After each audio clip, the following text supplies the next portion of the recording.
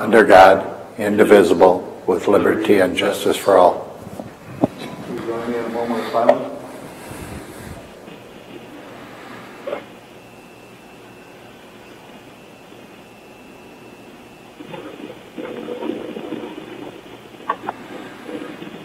Thank you very much. Please remember to silence your phones, pagers, and electronic devices. Item number 1, do we have any citizen concerns?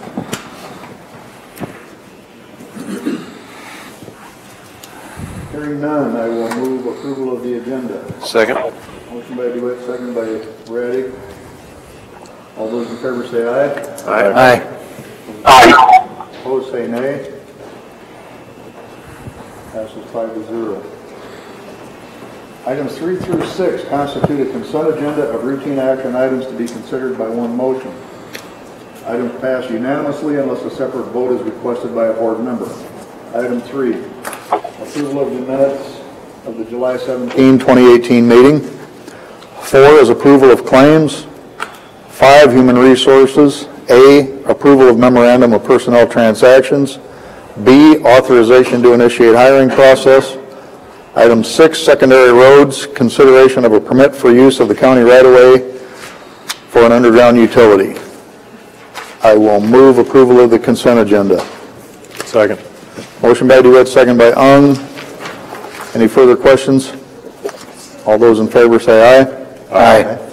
Aye. Those opposed say nay. Passes 5-0. Item 7, Community Action Agency, Gene Logan, approval of general assistance funds to procure birth certificates. Gene, can you come up for a minute, please? Can I talk quick? Yes, please. Okay. The general assistance funds are at or below 100% of the federal poverty guidelines, and currently when individuals receive employment, we can purchase work clothing for them. So we have done work boots, because maybe you need steel-toed boots or welding jacket, maybe you need to have a black tennis shoes or polos or something like that. But I think it kind of dawned on us that birth certificates are not listed among any of the things that we can provide, and that makes sense because you need to have a birth certificate in order to obtain employment. That's most commonly your form of ID when you get a job. So we have some people that are precluded from employment because they don't have those. Birth certificates are also required for many of the government programs like Section 8 housing. So a family might be working and otherwise qualify but wouldn't have the birth certificate. And prices range depending on what state you're in, from $15 a piece. The highest I've seen is $45. So if a family has a couple children and they need those for Section 8 application, that's $90. That's pretty expensive for a family. So we are now funding it through the Community Services Block Grant money that we have, but in case we wouldn't be able to do that, I think our fallback position, since general assistance is always used as a last resort, that we'd be able to do birth certificates with this funding. I think we just add it into our manual. I'll move item 7. Second. I just have a question. Where we gonna, the money going to come from where, Dennis? Do you? Oh, from your budget? From my current okay. budget. System funds. Yeah. Motion by Raddick, second by Potabom. Further questions? All those in favor say aye. Aye. Aye. Those opposed say nay. Passes 5-0. Thank you. Item 8, Building Services. Approval of vehicle replacement. Brian Kitka, Building Services. I'm filling in for Kenny tonight. We'd like to request approval to trade our 99 Dodge Ram and purchase a 2018 Ford F-150 from Jensen Motors. We only received one bid. Kenny called all the other dealers, left messages for the sales managers. He got one call back from Berry Motors, and they said they were too busy to get to it. So this is the only bid. The price looks good. The trade-in looks good. The cost of the F-150 with dock fee and trade-in is $32,420, and we'd like to add a lift gate for $3,630 for a total of $36,059. This is the bid that we saw last week? Yep. That were the same bid? Okay. I'll move it. Second. Motion by Powerbomb, second by Ung. Any further questions? All in favor say aye. Aye. Aye. Those opposed say nay. Passes 5-0. Item B, approval of ductwork quote for LEC air handling units. Yeah, Building Services would like to request the approval for the duct cleaning on the second story of the LEC. While we were upgrading the HVAC controls, it was discovered that the heating, cooling, reheat coils, turning vanes, and ductwork supplying the second floor detention cell block area it was restricted airflow. They did 2 different tests, and there's photos attached. The first one is a coil. The second one, I believe, is the interior duct. And the third one is the turning vanes.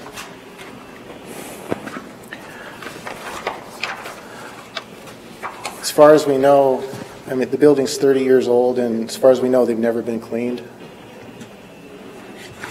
And with the new controls, it's not cooling the way it should because the airflow is restricted so badly. So there were 2 quotes. The first quote, Duct Medic for $37,750. Second quote from CW Suter, $57,658. We'd like to go with the low bid on that. And we'd also like a 15% contingency fund for $5,625, just in case something comes up, because when they get in there, they're going to find, they're going to find things wrong. So.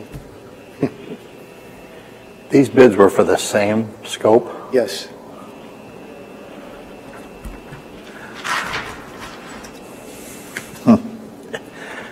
Usually on that small of a bid, 20,000 wouldn't be the difference.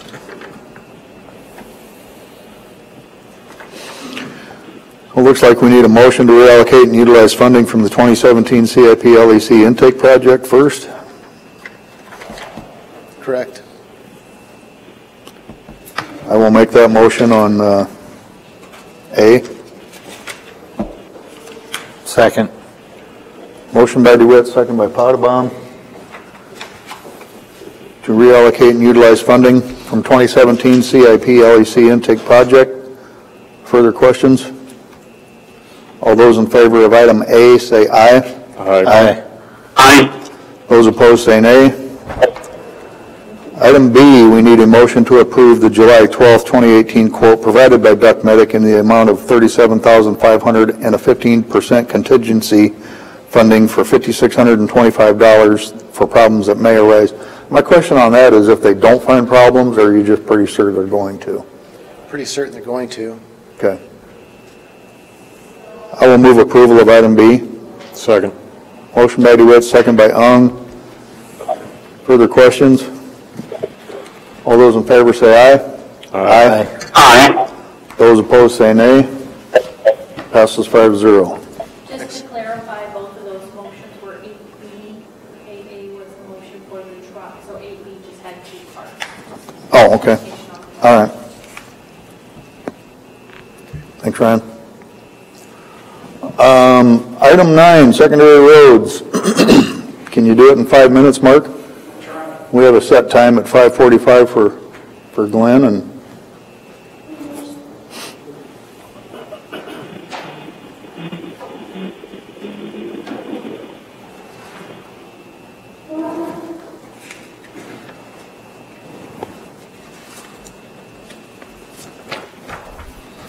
First item is the approval of contracted bond for our FMCO 97 Perrin 132 bridge.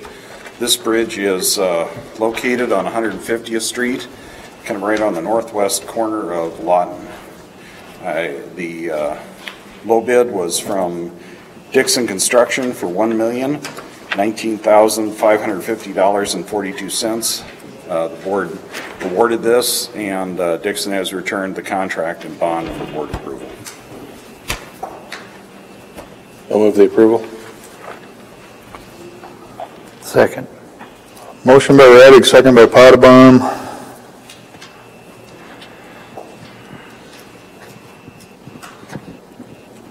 Further questions for Mark? All those in favor say aye. Aye. Aye. Those opposed say nay. Passes 5-0. The second item that I have is for the approval of plans for a bridge replacement project. This is the bridge on Hancock Avenue, southeast of Mobile. The bridge is known as the Crooked Bridge locally. It kind of sits crossways in the corner. 200th Street comes in north and south of the bridge. The bridge sits pretty much right on the section corner where the creek cuts across the road. This is a federal aid project for the board's approval. Plans are ready to go. This will be in the October 2018 letting for DOT. I'll move it. Second. Motion by Radig, second by Ung to approve plans for project number 133. Further questions? All those in favor say aye. Aye. Aye. Those opposed say nay. Passes 5-0. We got it done. I'll just get stickies on here so you know where to sign. Okay.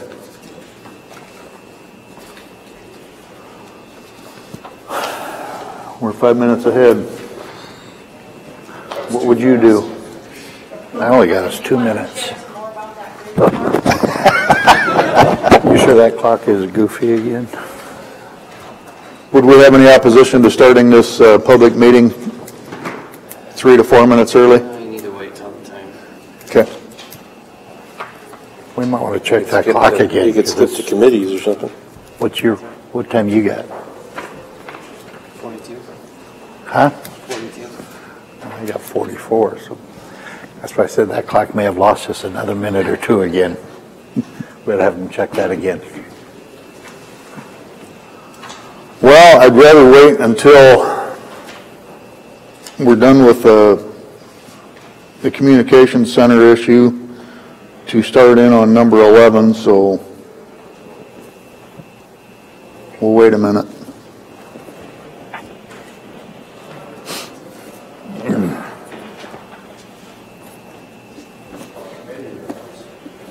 Yeah, we got a couple minutes for committee reports.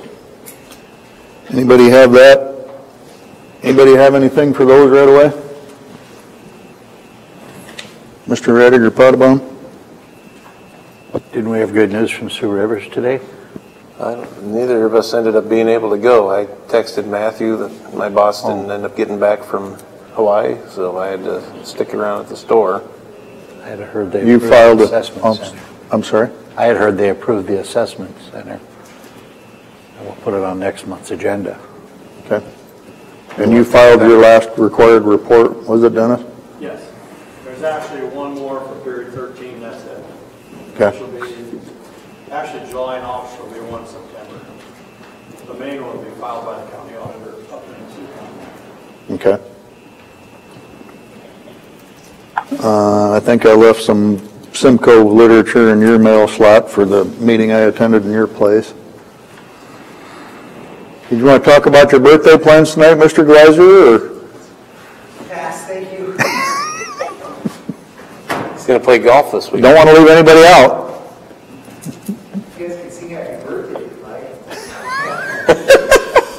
I'm not that mad at you. Hey, Jeremy, maybe you could sing that in Vietnamese. I'll try my best. We are at a set time of 4:45 for Communications Center. Mr. Sotheby, public hearing and approval. First tower lease agreement.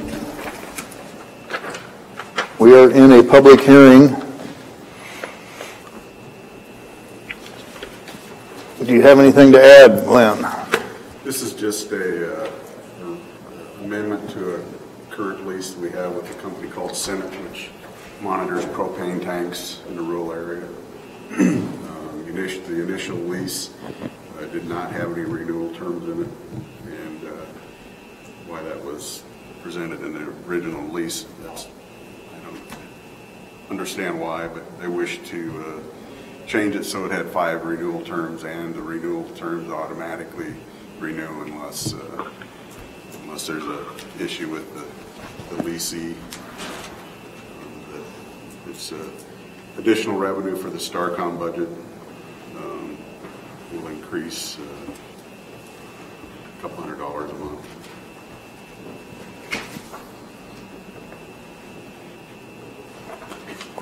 Do you have any other public input for this? Hearing none, I move that we close the public hearing. Second. Motion by DeWitt, second by Radig to close the public hearing. All those in favor say aye. Aye. Aye. Those opposed say nay. Passes 5-0.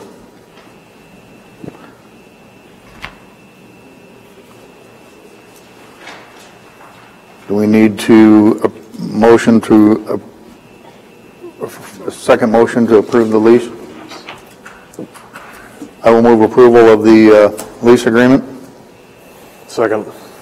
Motion by DeWitt, second by Ung to approve the tower lease amendment with Senate. Further questions? All those in favor say aye. Aye. Aye. Those opposed say nay. Passes 5-0. Thanks, Glenn.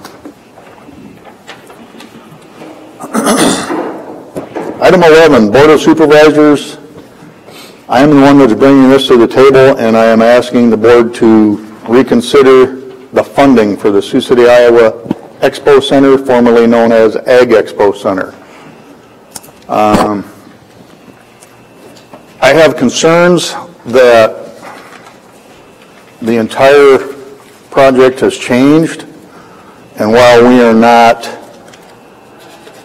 necessarily a driving force behind this, it does seem to have our money behind it. I have several questions. Initially, the project, as I understand it, was around $15 million. It grew to somewhere between 17 and 18 with an equestrian center, stables, stalls, arena. As I understood it, I did not see the plans, but then exactly what happened, I'm not sure, as I'm, again, not privy to that information, but the city has seemed to lose some of the sponsors, contributors, and other entities that were going to be part of this. And I'm asking that the board revisit how much money we're putting into it. My second question was, as I am still in the learning curve of this job, is lost or local option sales tax money a viable source to pay for this? That seemed to bring a lot of attention from the city and others. It came from the county attorney's office that they felt that it was legal to use lost money for this, and a previous county attorney also agreed to that. I don't want to get too far into the weeds on some of these legal opinions, but I think it was a fair question to ask. I too think, as another issue, that difficult questions should be asked, and for the record, I am torn on 100% withdrawal. I can see a value to it, but my question is, with another sporting complex right next door, would this still be viable or as viable? And for the record, I have yet to speak to anyone, rural or city, who is in favor of this entire project. I understand that it can be tied to this reinvestment district that starts with Virginia Square and those areas with the city, and there's some grant money that could be lost. But we are elected to represent the entire county, and I just want to make sure that this money is being spent properly. Mr. Taylor has a letter that he would like to read. If we can if we can keep the connection going long enough, I will let him read his part of it. Certainly I respect his position, but we're not in complete agreement on the way this thing has laid out. Mr. Taylor, are you still there? I am. Can you hear me, Mr. Chairman? I think we can hear you Off and on. reasonably well, so if you want to start with your portion of the conversation, I will ask you to do so, and if we start to lose you, I will pick up where you're leaving off. Thank you very much, Mr. Chair. So you hit upon most of the main points.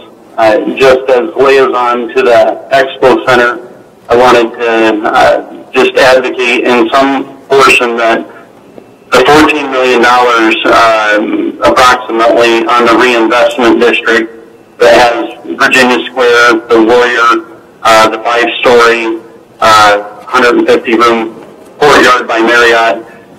Those things I think we ought to just keep in mind, and I realize and think it's a fair question that you're raising regarding, the scope is much different than we had agreed to originally, so I think that's fair. I just have 3 quick things. First, I'd rather focus it, and I think you did so in your remarks, on the project itself rather than the use of lost funds, because we have used those in other incorporated areas and in Sioux City. But I think that we need to just keep in mind that if we reduce the size and scope, I think that is a fair possibility, but I just want to make sure that we don't ultimately jeopardize the entire $13.9 million in the reinvestment district itself, and keep that larger picture in mind. So everything up to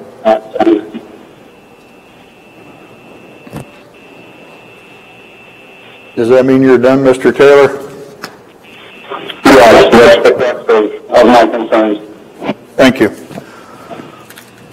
Anybody else have any questions or comments from the board? Question for Mr. Goodvin. You mentioned in some of your remarks you shared with the board an ongoing debate regarding lost funds, and just like the chairman, I don't really want to get into a big... Yep. I'm just not aware that there was that sort of debate when the county moved from gaming to lost and did so without any sort of public debate.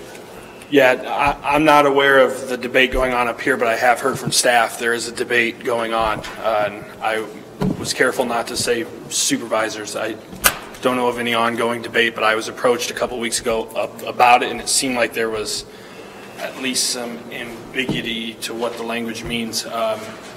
But yeah, like you, I don't want to get involved in this too much, but we have some lawyers on our board, and fortunately enough, they are tax lawyers, and they're looking at it too. And we have one that thinks one way and the other that thinks another way. So I think that shows the confusion, at least from our perspective. I know the 997 on county attorney had her opinion, but we're still looking into it. But as of right now, we're doing nothing more than just looking. So I'll wait until we get to the actual funding aspect to share our point on that. I'll let you guys talk first. Okay, thank you. Yep. Do you have any other questions? I guess my question is just if there was any homework done in regards to what the county could do that would not trigger the city having to reapply for these funds or extending the project even more time-wise, because it is a lot of money on the table that the county has a minor role in contributing to overall. I do agree that with the scope of the project decreasing, it may be prudent to protect our taxpayers, especially rural taxpayers, but at the same time, if we are the responsible party for failing to capture almost $14 million for our community, I don't know if I can see why we would be torn on that. So was there any input from the city or chamber on that? Not to me directly. Marty? Well, I for one, and I wasn't here when they made this original commitment, and to be honest with you, as an outsider looking in, I questioned it then. But truthfully, the more I've looked at it and the more I've looked at the revised, I still think it's a good project. I think it'll do well for the area, not just the city. And since I've been on this board, I've said over and over that I'd like to see more cooperation between the different governing bodies. And 82% of our population for the county is in the city, so I don't want to get into what's a city deal and not a county deal, because we represent all of them. And truthfully, I have no problem.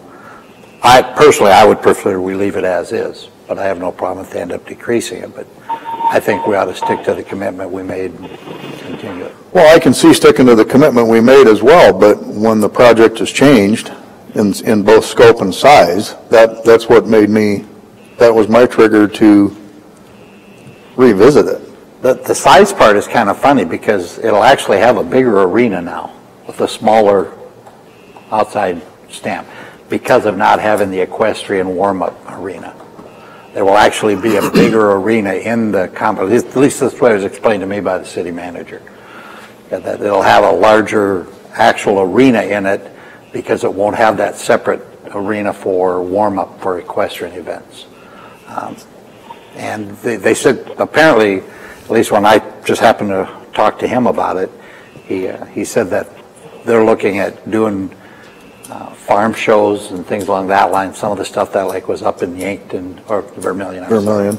And that it would match the needs for that type of a thing, which to me, even though it's not equestrian, it does bring ag back into it somewhat. And that's why when he first told me that the outside will be smaller, but the arena will be bigger, I'm going, no, that can't happen. And then he explained, yeah, because we won't have the separate arena, which I guess in the original plan, and I never saw the original plan either, but he said in the original plan there was a warm-up arena inside for the equestrian events, and then the main arena. Well, now that'll all be one. So your understanding is the equestrian portion of it gone? Yeah, as far as a warm-up arena. He said they could still hold equestrian events, but they wouldn't have a separate portion only for equestrian events, because that was supposedly going to have permanent stalls and dirt floor in there just for warm-up arena for equestrian events. And the way he explained it to me, that part will be gone, but it'll all be enveloped then into the whole arena as it is.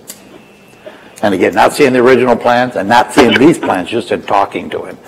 Because again, when he first said, well, it'll be a smaller building but a bigger arena, and, I went back to, well, 2 + 2 is supposed to equal 4, and that doesn't sound right, but when he explained it, it made sense then. Okay. But yeah, the equestrian part, for having the separate arena, at least the way he explained to me, that will be gone. And I looked into that too. They did say that the plan is still to have equestrian events and rodeos and those kind of things. I did just look into there's a national rodeo, I want to say, out in Brandon, South Dakota, small town, does not have an expo center of any kind, and they didn't have the kind of stables and stalls that were required. The people just used their trucks. A lot of them had pretty sophisticated RVs with horse trailers built into the back of the RV, so the horse trailer was also air conditioned and everything.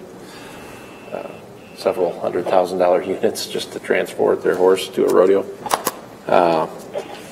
So possibility to have rodeos or national equestrian events is still a possibility in this center from what I understand. So is this going to be, would there be other sporting events and such? Would this be in direct competition with the thing that's supposed to go right next door?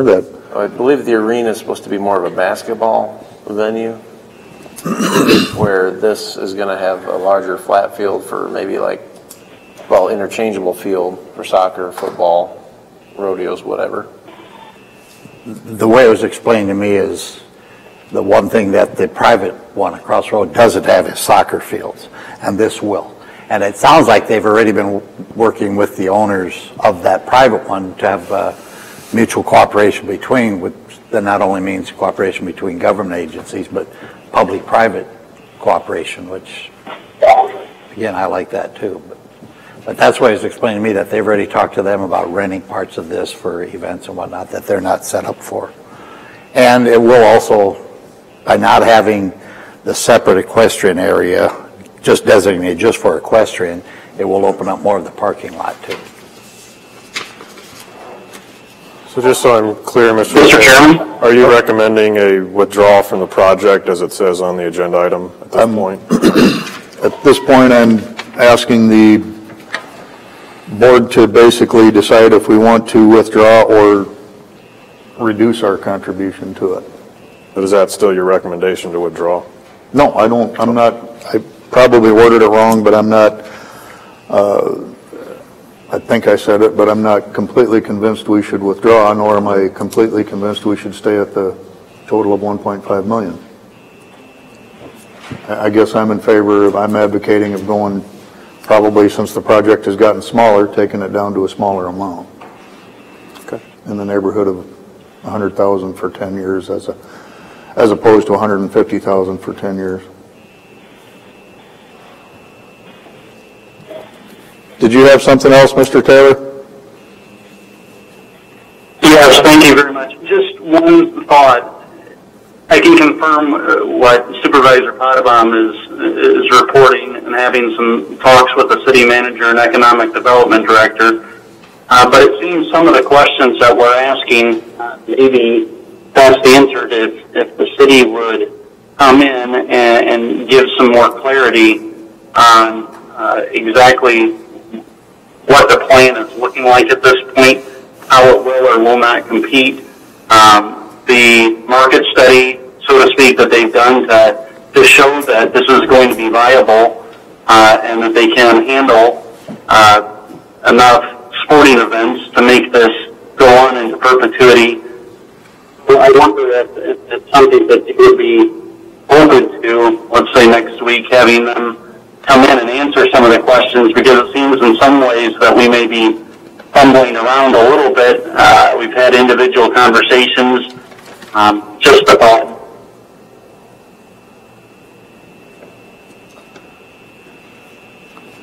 Sounds like we lost you, Mr. Taylor.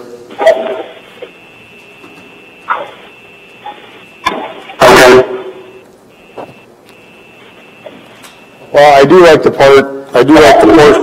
forethought that made it so that the city would not, or the county, I'm sorry, would not be liable if this thing did fail.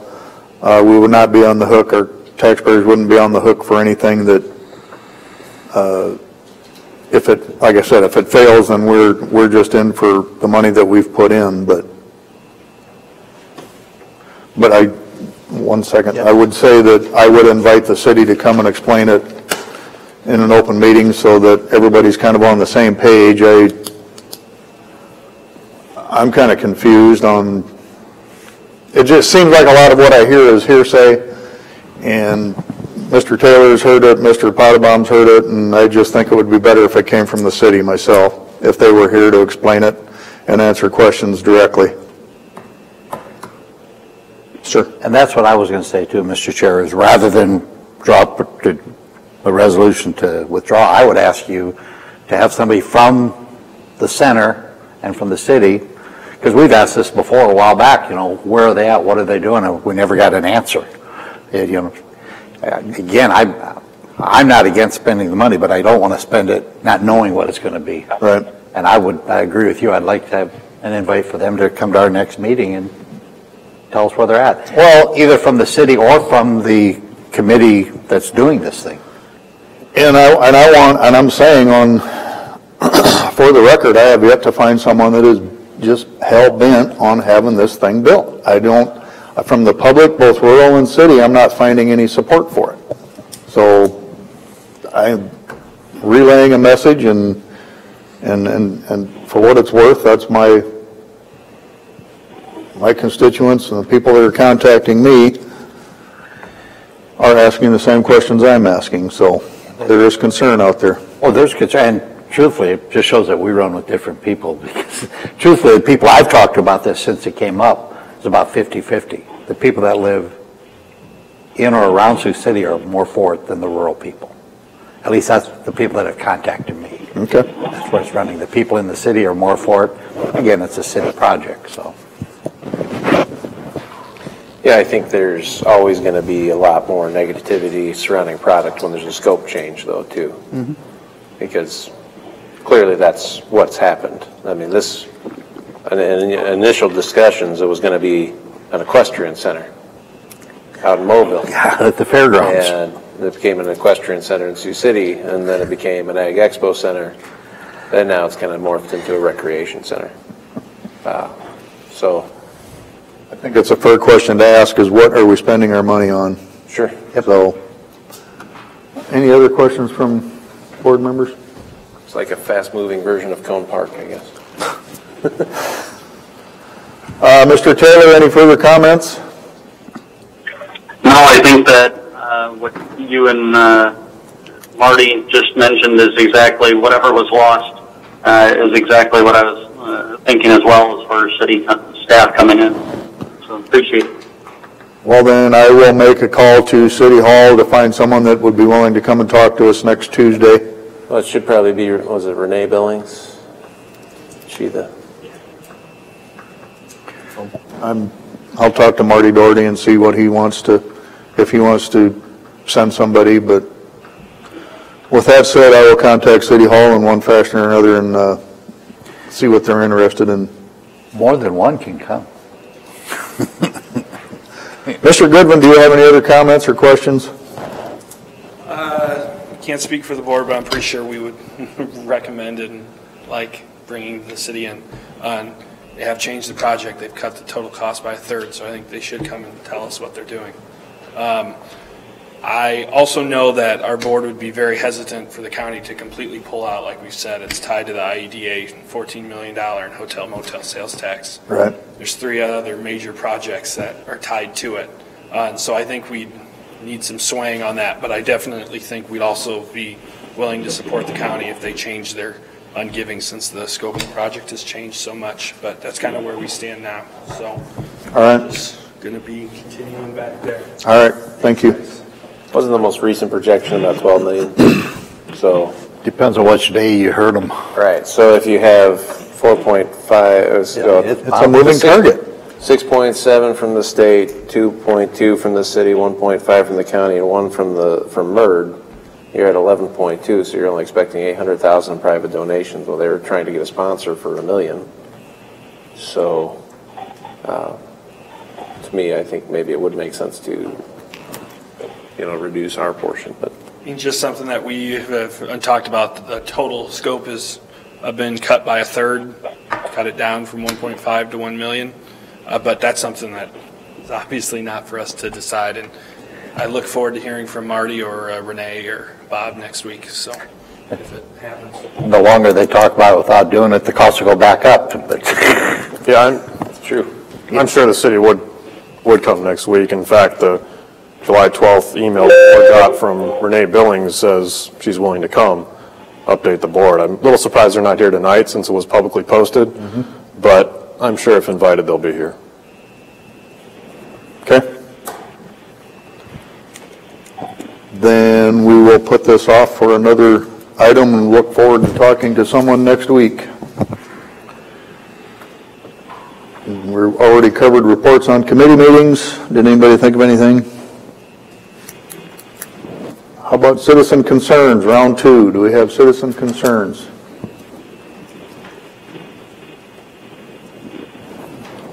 Patty Erickson, Putman, Woodbury County Service Coordinator for Sioux Rivers. It's not really a concern, it's more in line with the committee reports. We did have the Sioux Rivers Governance Board meeting today, and Matthew, I understand you texted Chairman Luch and said you couldn't be there. So, excuse me, there was an item on the agenda today for consideration information on funding for, or budget for the Assessment and Stabilization Center. That item, because of some, unanticipated revenue, And because some expenditures are coming in less than what we anticipated for FY18, that item will be moved as an action item on next month's agenda for consideration of the $150,000 to be awarded to Siouxland Mental Health to assure that the Assessment and Stabilization Center operates for a full year. It's something we've been trying to do. Shane, Walter, myself, Aaron Haverdink have sat and met with people from Siouxland Mental Health. We've had one meeting. We've had another meeting with representatives of Unity Point regarding the assessment center. Everybody is continuing on, and that's what the intent was from the word go, was to continue that program, and we may have to relook the future viability of it in the following budget years, but we've got it assured for FY19, and like I say, that'll be an action item on the next agenda. So the goal has always been the same, and we're going to move forward with it. So if you have any questions on anything, I'd be happy to answer them. Thank you. Any other citizen concerns? Do we have any board concerns? I have one, Mr. Chair. Sir? Same, Mark, if I could. Do you have an update, or can you get us an update on that around the 180th and Buchanan thing? The whole group that was in here. Oh, the dust suppression? Yeah. Where we stand on that, where the counts are.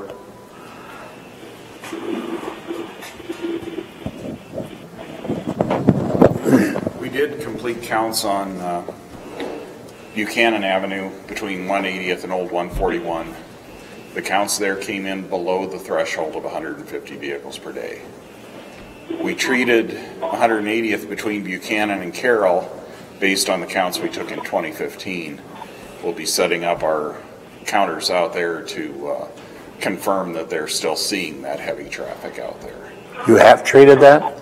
Yes, we did treat 180th between the Buchanan and Carroll, or Buchanan and Charles. I was going to say, because I was just out there, I didn't think it looked like on the far north end it had been, but yeah, we got it east done. end. We got it done by the houses along there in front. That's what my staff had arranged for. I know we paid a bill, but you know, we are 6-7 weeks into this now. Mm-hmm. We are starting our second applications, so it could be that it's starting to wear out. But okay, because it didn't look like it had been when I was out there. Okay. And then I was going to have one other question. North of Correctionville Road, the first road across the bridge. Yes. Across the bypass. 140th. Is that what that is that runs? Yeah, it runs 140th, and then it becomes Buchanan as you get farther north. Yeah. Has that been done? The first 3/4 of a mile was treated last year with a base stabilizer called claycrete. That was supposed to take the place of the calcium chloride. That's kind of an experimental section for us. The guys are going to go out there, recut that, roll it and compact it with water, and then we're going to spray that with lignant sulfonate, essentially do a poor man's seal coat on it. Truthfully, that looked pretty good. Because I drove that all the way out to, 46th Street where... Yeah. That first little stretch with the claycrete has stayed smooth. That product has worked pretty well for us. But we did notice that when it got dry, it was dusting up. So that's why we're going to put the seal on it and see how that performs then. That was the thing we noticed with the claycrete, was that in the heavy rains we had last year after we treated it with that base stabilizer, we had done our breakdown rolling with a pneumatic rubber tired roller. And even though we rolled it with the steel wheel roller, we noticed that water followed the rubber tire tracks down the hill. So we ended up with some areas where we had a little bit of undulation, and we had to go out and recut and water that top. We cut it, watered, rolled, and it stayed pretty good, but we are still seeing just a little bit of dust when it gets dry.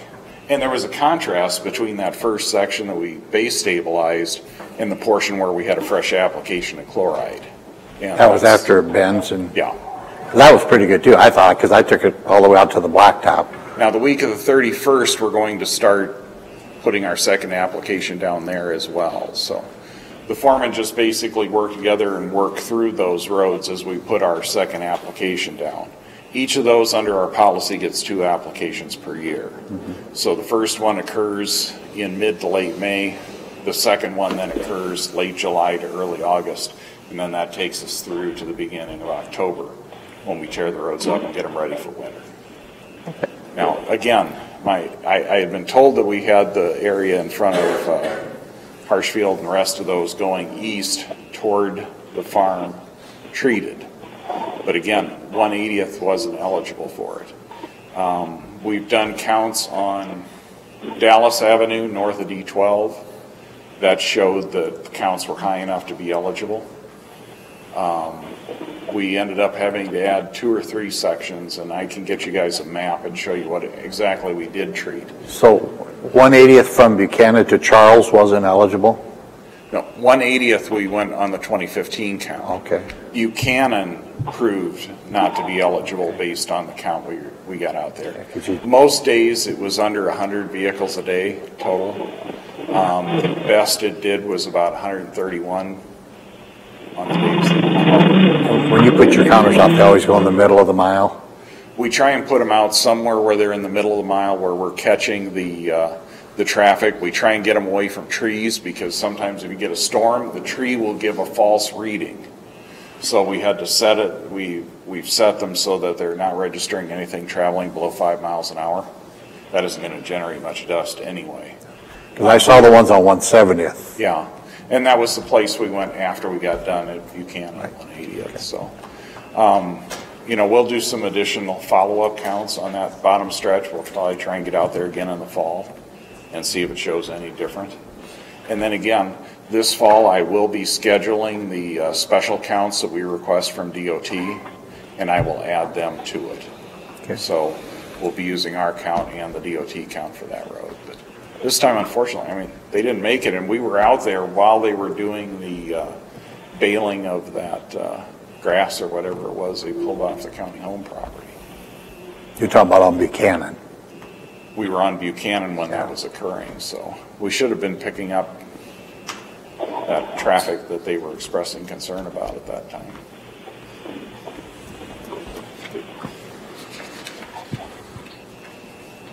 Did I get everything? That's all I have, yeah. Thanks, sure. Thanks, Mark. Keith? We are adjourned.